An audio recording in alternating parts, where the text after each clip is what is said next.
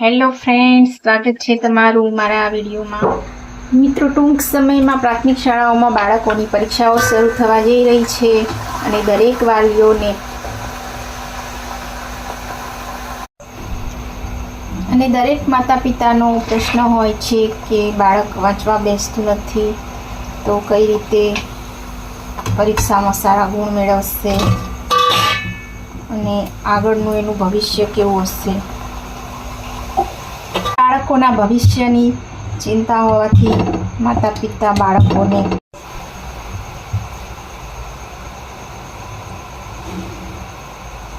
દરેક માતા પિતાનું સપનું હોય છે કે મારું બાળક પણ ભણી ગણીને કોઈ ડૉક્ટર બને, એન્જિનિયર બને, કોઈ સારી ફિલ્ડમાં જોબ કરે.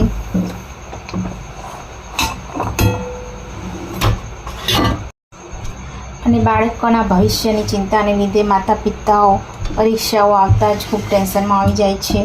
તો દરેક વાલીગણને મારી નમ્ર વિનંતી છે કે બાળકો પર તમારા વિચારો અને બાળકોના ભવિષ્યની ચિંતા હોવાથી ક્યારેક માતા પિતા બાળકો સાથે કડક વલણ અપનાવે છે અને જેના લીધે બાળકો સ્ટ્રેસમાં આવી જાય છે. તો દરેક માતા પિતાને નમ્ર વિનંતી છે કે પોતાના બાળકોને ગાઈડ કરો, એમને માર્ગદર્શન આપો. કોઈ મહાન પુરુષોની વાત કરી બાળકોને માર્ગદર્શન આપો, એમને ગાઈડ કરો.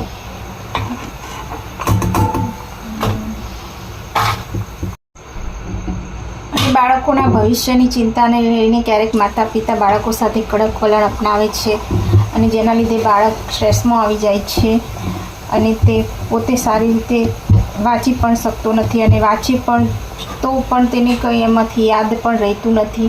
તો દરેક માતા પિતાને વિનંતી છે કે પોતાના બાળકો સાથે આવો વ્યવહાર ન કરે અને આવું બાળકો સાથે ન કરવું જોઈએ, પરંતુ તેમને માર્ગદર્શન આપો, તેમને ગાઈડ કરો, વાંચવા માટે પ્રોત્સાહિત કરો, જેથી બાળક સારી રીતે વાંચી શકે અને તેને વાંચેલું યાદ પણ રહે. બાળકને પોતાની રીતે વાંચવા દો. બાળકોને કડક વલણની નહીં પણ પ્રોત્સાહનની જરૂર હોય છે, તો બાળકોને વાંચવા માટે પ્રોત્સાહિત કરો. બાળકો સાથે મૈત્રીપૂર્ણ વ્યવહાર કરવો જોઈએ. કડક વલણ અપનાવવાથી બાળક ડિપ્રેશનમાં આવી જાય છે. માટે બાળકો સાથે મૈત્રીપૂર્ણ વ્યવહાર કરી તેમને પ્રેમથી સમજાવવા જોઈએ અને વાંચવા માટે પ્રોત્સાહિત કરવા જોઈએ. બાળકોને પ્રેમથી સમજાવવું જોઈએ કે ભણતર તેમના માટે કેટલું જરૂરી છે અને જીવનમાં ભણતરની કેટલી કિંમત છે અને તેમને વાંચવા માટે આ મહાન પુરુષોની વાત દ્વારા તેમને વાંચવા માટે પ્રોત્સાહિત કરવા જોઈએ. બાળકોને પ્રેમપૂર્વક સમજાવવું જોઈએ. બાળકો ખૂબ સંવેદનશીલ હોય છે, તેથી કડક વલણ ક્યારેક ઘણું નુકસાનદાયક બને છે. બાળકો સાથે વાતચીત કરો અને એમને પ્રેમથી સમજાવો કે जीवन में क्यारेय हार न मानवी જોઈએ. बाळको जीवन में सफलता प्राप्त करने के लिए कभी हार मत मानो. कड़ी मेहनत और विश्वास के साथ आगे बढ़ो. બાળકને તેને મેળે કોઈ ધ્યેય નક્કી કરવા માટે પ્રોત્સાહિત. બાળકોને સમજાવો કે ભણતર એ તેમનું મુખ્ય લક્ષ્ય છે અને આ લક્ષ્ય સુધી પહોંચવા માટે વાંચન કરવું ખૂબ જ જરૂરી છે. આ રીતે બાળકોને સમજાવો જેથી બાળકો વાંચવા માટે પ્રોત્સાહિત થાય અને વાલીઓને પણ બાળકોના પરીક્ષાઓ વિશેનું ટેન્શન ઓછું થઈ જાય અને બાળકો પણ શાંતિથી વાંચી શકે અને તેને વાંચેલું યાદ પણ રહી જાય.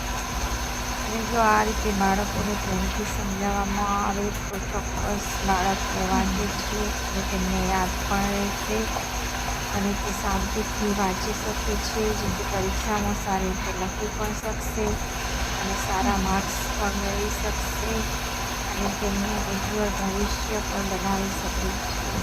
બાળકો ઘણા ભાવુક અને સંવેદનશીલ હોય છે, તેથી કડક વલણ અપનાવવાથી ક્યારેક તેઓ ગેરમાર્ગે પણ દોરાઈ જાય છે.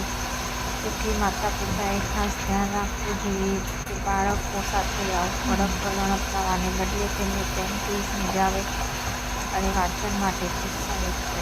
બાળક સાથે કડક વલણ અપનાવીને પરીક્ષાનો ડર અને તણાવ આપવાને બદલે બાળકો સાથે મૈત્રીપૂર્ણ વ્યવહાર રાખીને બાળકોને પ્રેમપૂર્વક સમજાવીને તેમને ભણવા માટે પ્રોત્સાહિત કરી શકાય છે. તો દરેક વાલી આ રીતે બાળકોને પ્રેમથી સમજાવીને ભણવા માટે પ્રોત્સાહન આપવું જોઈએ.